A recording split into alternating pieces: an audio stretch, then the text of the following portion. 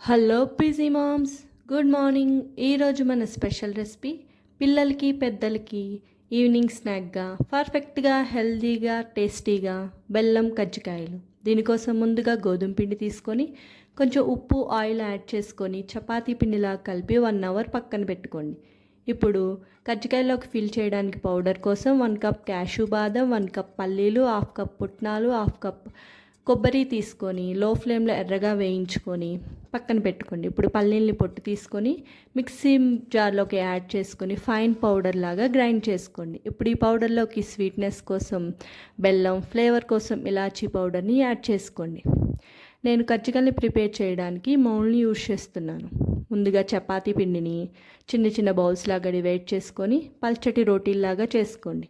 ఇప్పుడు ఈ రోటీస్ని మౌల్డ్ పైన షిఫ్ట్ చేసుకొని మిడిల్లో పౌడర్తో ఫిల్ చేసి మౌల్డ్ని గట్టిగా ప్రెస్ చేసి ఎక్సెస్ పిండిని తీసేస్తే మనకి కజ్జికాయలు రెడీ అయిపోతాయి. రిమైనింగ్ పిండి మొత్తం ఇలాగ కజ్జికాయలను ప్రిపేర్ చేసుకొని రెడీగా పెట్టుకోండి. ఇప్పుడు డీప్ ఫ్రై కోసం ప్యాన్ పెట్టుకొని ఆయిల్ పోసుకొని ఆయిల్ వేడెక్కిన తర్వాత కజ్జికాయలు వేసుకొని మీడియం ఫ్లేమ్లో ఎర్రగా రోస్ట్ చేసుకోండి. అంతే, హెల్దీ అండ్ టేస్టీ బెల్లం కజ్జికాయలు రెడీ.